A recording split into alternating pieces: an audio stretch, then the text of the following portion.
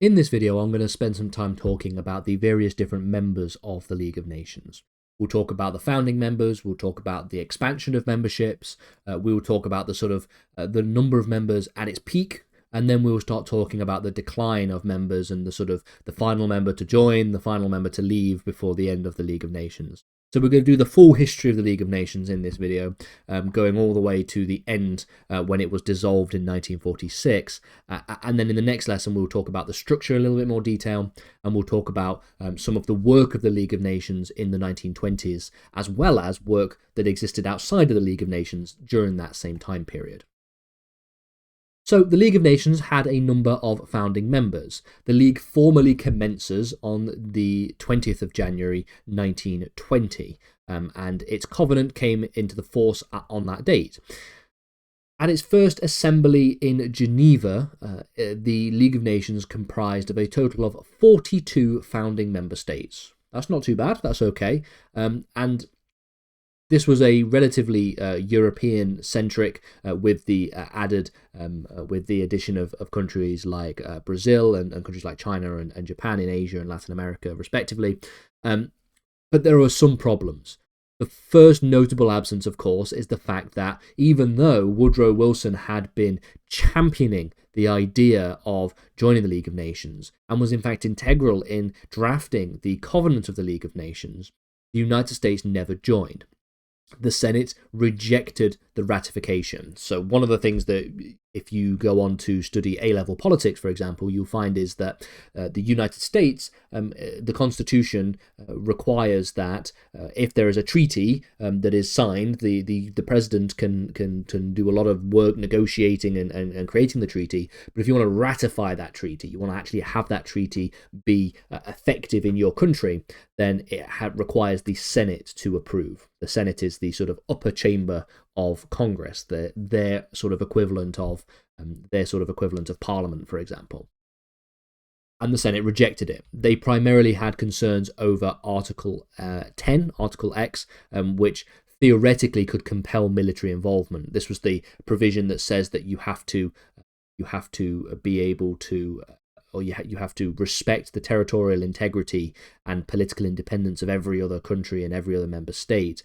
And they believed that would be overly binding in terms of the obligations that it might impose onto the United States. They said, look, we don't want to have to be involved ourselves in military intervention. Don't forget that this is the 1920s, as the 1920s starting to roll around.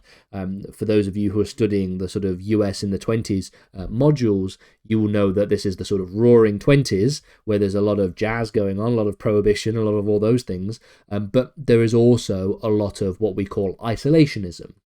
The idea that the US sort of cut itself off from the rest of the world. It didn't really involve itself very much in foreign policy and international relations or anything. It sort of just kept itself to itself, and not joining the League of Nations is one such example of how they did that. So we see that even in 1920, the same year that the League of Nations was formally opened, let's say, an additional 6 member states had joined, which meant that by September of that year, a few months later, another 7, in fact, had joined as well. The total membership at that point, it was 55 current members of the League of Nations by the end of 1920. We also see that newly created states began to join the League. So, for example, Estonia, Latvia, Lithuania joined in 1921, while the so-called enemy powers, like Austria and Bulgaria, joined in 1920, and Hungary joined in 1922 to the League of Nations. Membership will peak in the mid-1920s, the mid-1930s, should I say. We will see that in 1926, Germany will formally be joining the League, even though they had been formally excluded. They were admitted under the Weimar Republic on the 8th of September.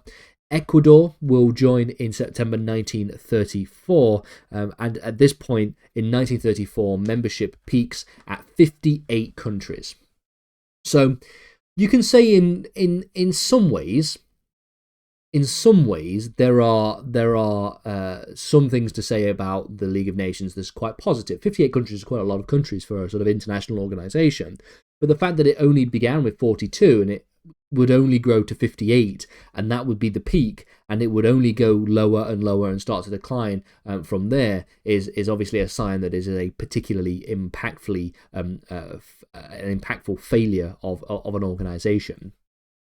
It should also be noted that by September 1934, when membership has peaked at this point in 1934, there were still withdrawals from the League of Nations. So withdrawals by the 1930s included Germany, included Costa Rica, included Brazil, included Japan.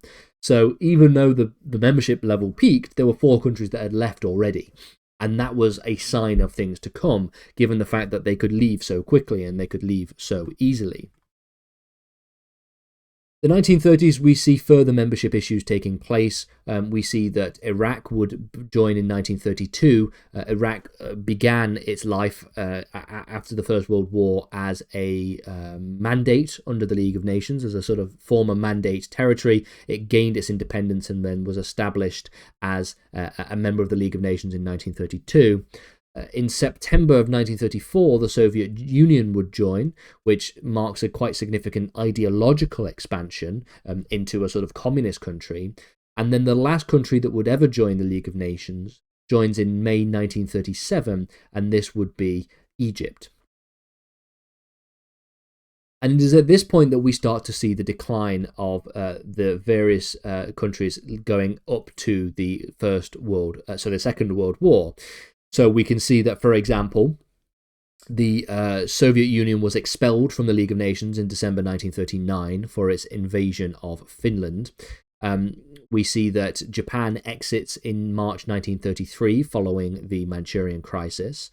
Germany, as I've already mentioned, pulls out in October 1933 as the Nazi regime begins to rise. Italy would also withdraw in 1937 as a result of the Abyssinian conflict, the Abyssinian crisis, which we'll get to all of those in future lessons time, of course.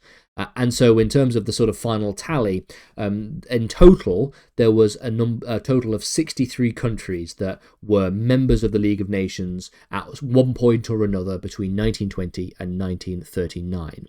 The peak membership was 58, but there were a few others that had joined and had left by the time that peak membership had been established. Not all coexisted simultaneously, as I've just mentioned. The peak concurrent membership was 58, and that was during late 1934 to early 1935, and the League of Nations would formally dissolve on the 18th of April 1946, with the mantle being passed to the United Nations after the end of the Second World War.